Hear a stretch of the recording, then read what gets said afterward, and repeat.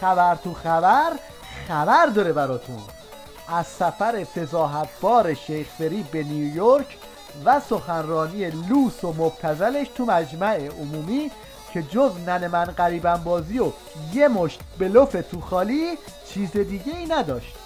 اگر امروز همه توان خود را علیه افراط و خشونت به کار نگیریم و کار را به کاردان نسپریم، فردا جهان برای هیچ کس جای امنی نخواهد بود.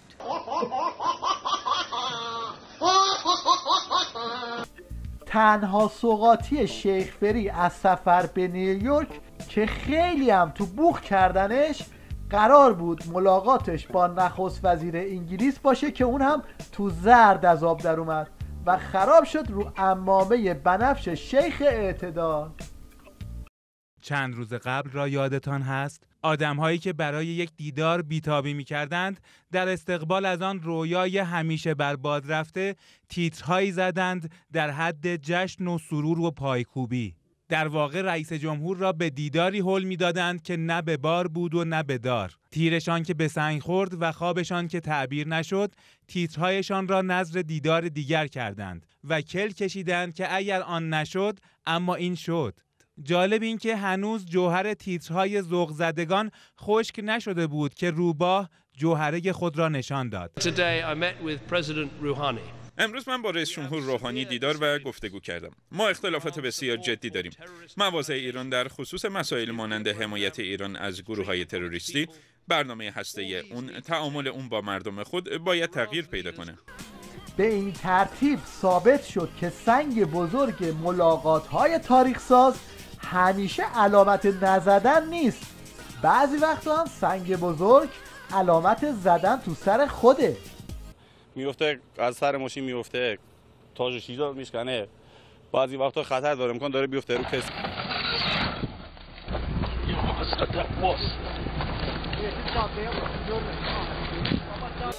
حالا درست وسط این بزدیاری‌های دیپلماتیک مصیبت‌های منطقه‌ای عظما هم شروع شده و گروه‌های توی عراق و سوریه پاسدار سر تک-تک‌های نظام و حسابی به هول و ولا انداخته که نکنه یه روز فلش به سمت خودشون برگرده. توی کنگره آمریکا یه سناتور پشد فریاد زد که چرا این فرماندهان سپاه رو ترور نمی کنید؟ چرا قاسم سلیمانی رو نمی کشید؟ به اسم. حالا ببینید ابرقدرت آمریکا از هیبت سپاه و هیبت انقلاب اسلامی اونقدر متوحش شده که علنا تو کنگره آمریکا پا میشه پشت تریبونی که همه دنیا میشنون میگه چرا نمیکشید؟ خامنه که خودش حسابی قبض روح شده پاسدار بسیجی‌های رم کرده نظام رو جمع کرد تا با بزرگترین جعل تاریخی درباره جنگ 8 ساله به خیال خودش بهشون دل بده. همه دانستن که یک جبهه‌ای تشکیل شد از همه عناصر مؤثر در نظامیگری در دنیا. آمریکا بود، اروپا بود، مجموعه ورشو بود. یک جبهه‌ای رو تشکیل دادن که بتوانند این اهداف و مقاصد خبیث رو نسبت به جمهوری اسلامی محقق کنند و نتوانستن. آخر دست از پا درازتر خودشون عقب نشستن. البته خود علی گدا هم میدونه که با همه این روزخونی‌ها اگر دارام درومپ جدی تو کار باشه وضعیتش اینجوری میشه.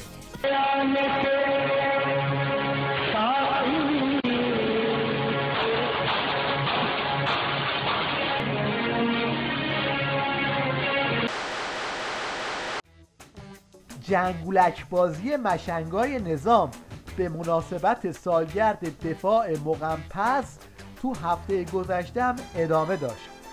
این هم یک خاطره بسیار باورپذیر از شجاعت پاسداران ولایت مدار، منتها نه تو میدون جنگ بلکه تو زمین فوتبال. یکی از کارهایی که انجام شد راه انداختن بحث‌های ورزشی تو آبادان بود. بچه‌ها پیشنهاد دادن یه دوره مسابقات فوتبال تو استادیوم تختی آبادان برگزار بشه. تو یکی از این بازی‌ها که بین سپاه و تیم بهداشت به اصطلاح شروع میشه، در نیمه‌های بازی نیروهای عراقی شروع میکنن شراب خمپاره زدن. کنار زمین یه خمپاره اصابت میکنه، صدای وحشتناک سوت خمپاره و بعد انفجار. تمام نیروهای شبکه بهداشت تیمشون شیرجه میرن روی زمین، بچهای سپاه توپو برمی‌دارن میرن میزنن تو گل.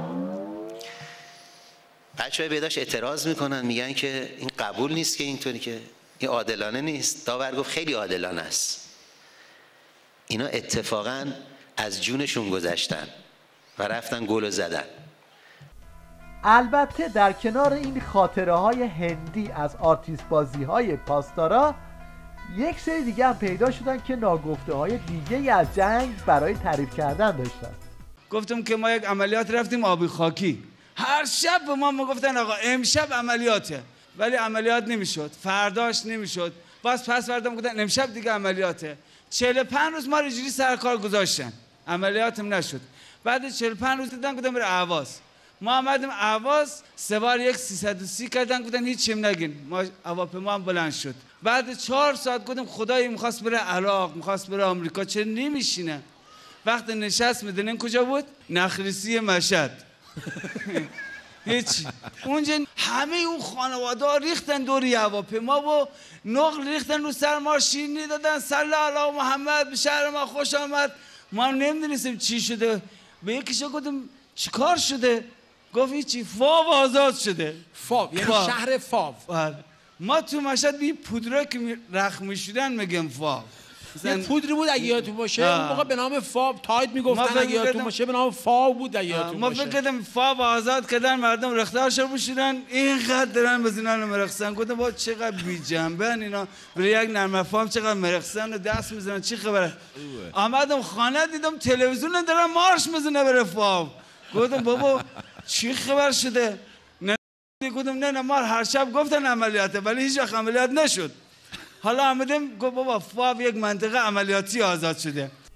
در یک حرکت دیگه نخبگان تیویریش دور هم جمع شدن و به کله پوکشون فشار آوردن که ببینن چطور به ریزشی‌های نظام روحیه بدن. النهایه جواب و تو همایش روزخونه‌های تاریخ در رفتهشون پیدا کردن و قرقره همون نوع‌های قبلی. ای لشکر صاحب زمان آماده باش، آماده باش ای لشکر بحر نبردی بی امان، آماده باش، آماده باش ای لشکر. بابا گذشت اون زمان که خمینی بسیجیاش رو با این بلبلش برای جبهه رفتن کوک میکرد. از اونجایی که این نوعها دیگه نخنما شده، فقط کافیه که کانال رو عوض کنید تا ببینید بسیجی های این دور زمونه این نوعها رو چطوری میخونن.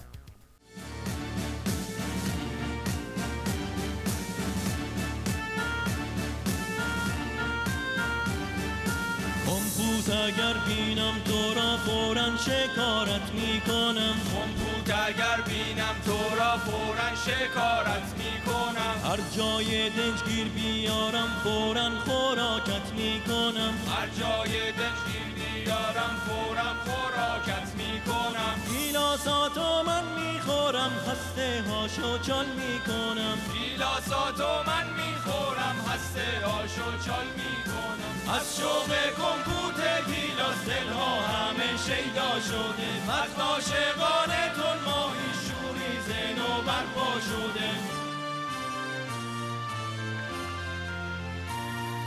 رسمندگان بیاین تو صف پوری جلو کباباید، رسمندگان بیاین تو صف پوری جلو.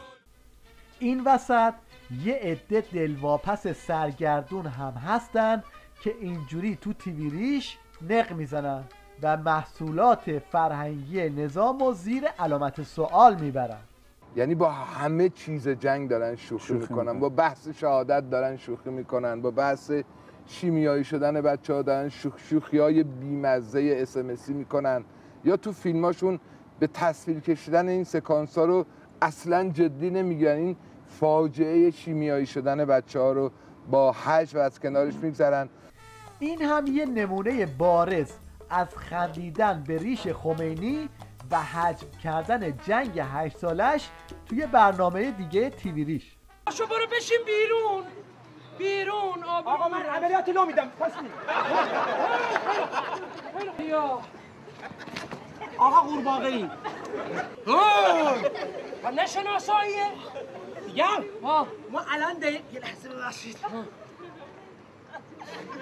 ما الان دقیقا کجاییم؟ وسط اروند یا ابوالفضل چته؟ علی بابا من شنا بلد نیستم یا ابوالفضل پام رو مینه پاش روی مین میره ماشاءالله پهلوان با لبی خندون یا ابوالفضل پام رو مینه لبی خندون بابا پام رو مینه چطور بخندم چته؟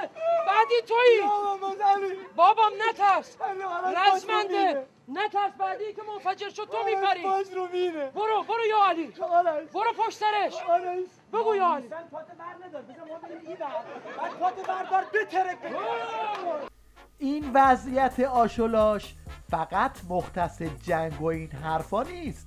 سایر رشته‌های ولی فقیه هم این روزا در حال پنبه شدنه. بعد 30 سال بگیر و ببند به اسم بدحجابی حالا نتیجه رو از زبون خودشون بشنوید. شما پوشش بازیگرای ما رو دیدید؟ نه واقعا. بعد چجوری ادعا میکنیم که حالا ما بیم هی همش در مورد حجاب صحبت کنیم وقتی بازیگر من موقعی که تو فیلم بازی میکنه چادر میپوشه، خیلی محجبه است، خیلی حالات روحانی به خودش میگیره، ولی بعد که من اینو تو خیابون میبینم زمین تا آسمون با اون پوشش فرق میکنه. قابل باور نیست. من نه، منی که دیگه پخته شدم میخندم. تضاد ایجاد میشه دیگه، قبول کنید. اینجاست که تیوی ریش به دست و پا میفته و به فکر معرفی الگوهای جدید ولایت پسند میفته. این شما و این حجت الاسلام ماموت نژاد همراه با منزل نامرئی و الگوی حجاب 2014. خانم زندگی با یه روحانی و یه طلبه چطور زندگی آمیخته به سختگیری، آمیخته به رنج تنگ دستی، همش توصیفات عرفانی توش وجود داره که مثلا هر چی کم داریم و کسر داریم میگیم الحمدلله رب العالمین و شاکریم. چه جوریه جد در زندگیش توصیف بفرمایید؟ کسی که از ابتدا بخواد اقدام بکنه و تصمیم بگیره به اینکه با یک روحانی ازدواج بکنه، بله، باید با یک دید باز و کامل این اقدام رو بکنه و هر روحانی نمیتونه روحانی مناسبی باشه برای زندگی، چون کسی که دستورات اسلام رو میخواد تو زندگی پیاده بکنه به هر حال هر چی بیشتر به سمت دستورات اسلام بره حرف و حدیث مردم بیشتر میشه، یعنی سختی های زندگی بیشتر میشه. ما در منزلمون ارتباط با رادیو هست و اینترنت، تلویزیون و ماهواره اصلا جایگاهی نداره. چه جالب. بله. یعنی اصلا دوست ندارید ببینید؟ حالا شاید هم دوست داریم اما صلاح زندگی نمیبینیم. خیلی جالبه که به تلویزیون آمدند و لطف کردن و گفتگو میکنن اما دوست ندارن تلویزیون. نه اینکه دوست نداریم، میگیم که متناسب با زندگی چون نیست. چیش تناسب نداره؟ تلویزیون باید انتخاب کرد مطالب خوب و لازمش رو. برای این انتخاب باید خیلی وقت گذاشت. درسته؟ و این وقت باید از تکالیف ما زده بشه، با توجه به اینکه هم بنده و هم هاش خانم پرکار هستیم. خیلی. و این پرکاری باعث شده که نتونیم برای تلویزیون اولویت نداره. فتوادونی ولایت تقدیم می‌کند حاج آقا باند خربزه‌ای و تازه ترین فتوا درباره موسیقی. پس اگر در مجالس عروسی یه آهنگ ملایمی نواخته میشه که اون آهنگ ملایم برای همینه که بالاخره نشون بده این مجلس جشنه، این مجلس عروسیه، شما اعتراض نکنید به صاحبان این مجالس و بعضا موجب کدورت هم بشه. اما اگر احساس کردید که نه اون موسیقی که گذاشتن این موسیقی مطربه، به قول معروف موسیقی لس آنجلسیه، یه موسیقی است که عرض کنم ایجاد طرب میکنه، ایجاد خفت عقل میکنه، اینجا باید تذکر داد که درسته در مجالس مجالس عروسی موسیقی معمولیش ایراد نداره، اما موسیقی که شما گذاشتید احساس میشه این موسیقی مناسبت با اون موسیقی ها نداره. با یه تذکر و نصیحت و اینا باید از صاحبان اون مجالس ما بخوام که اون موسیقی که میذارن یه موسیقی در حد طرب و آنچنانی نباشه که شدت و حدت داشته باشه. به قول شما که میفرمایید که خب بالاخره توی مجالس چرا اصلا موسیقی رو میذارن؟ بالاخره تو عروسی یا موسیقی نمیذارن یا موسیقی میذارن که بالاخره یه خورده مهیج و محرک و مطرب باشه دیگه. یعنی غالبا اینطوریه، موسیقی آرامه نمیدونم خارج از که نمیذارن. این که من خود دارم عرض میکنم چند تا موسیقی خود من تو از من خواستن که حکم حلیت و حرمت رو بگن، یعنی مجاز بودن عدم مجاز بودن، چند تا موسیقی من گوش دادم. این هم یه نمونه از موسیقی آرام بدون طرب.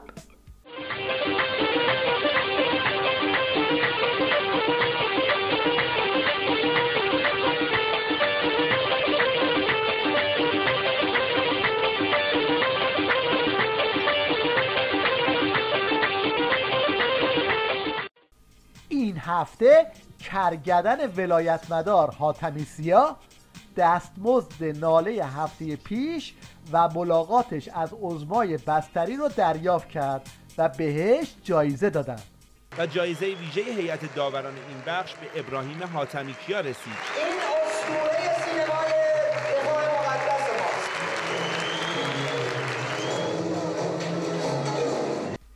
یکی دیگه از جایزه بگیرای جشنواره جنگی نظام این نجم آرپیجی بود که دستاوردهای سینمای جنگی آخوندا رو اینجوری تشریح کرد. مثلا تو خود شرک دفاع مقدس همه چی آماده است، طرف باید انفجار زدیم، طرف باید بشینه پشت جیب روشن کنه سریع در بره، جیب استارت نمیخوره. انفجار زدیم همه دارن فرار میکنن، جیب وایساده. خب چقدر هزینه، چقدر نارنجک مصرف کردیم، چقدر بازیگر تو خطره. وقتی بغل گوشش انفجار میزنیم بار دوم دیگه نمیتونیم بهش بگیم ببخشید یه بار دیگه. تیوی ریش بعد از سالها پیچ و تاب بالاخره راه حل نشون دادن ساز رو پیدا کرد. همه دستاوردهای علمی و تکنولوژیکی نظام یه طرف، این ساز نشون دادن نیم بندم یه طرف.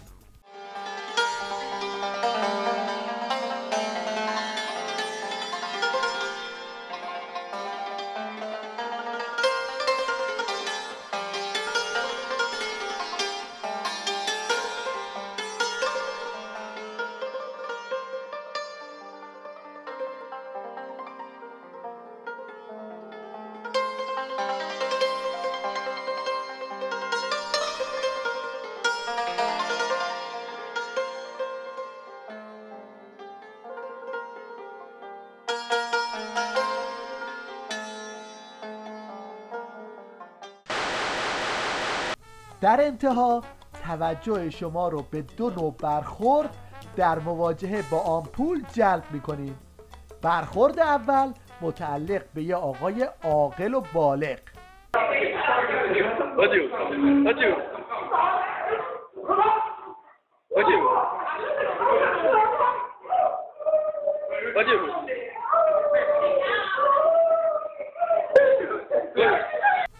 و برخورد دوم متعلق به یک کوچولوی بانمک و نترس. Eu fiz essa é a melhor forma de se colher um sangue, viu? Com essa sua tranquilidade. Mas é muito bom assim, sabia? Tá bom? Bem rapidinho. Pronto, acabou. Pronto. Acabou, acabou. Acabou. Tirar aqui, vamos tirar. Ai, é demais!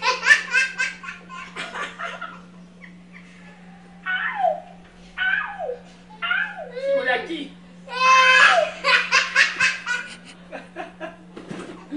Já viu igual já? Não, né? Irmão. É demais!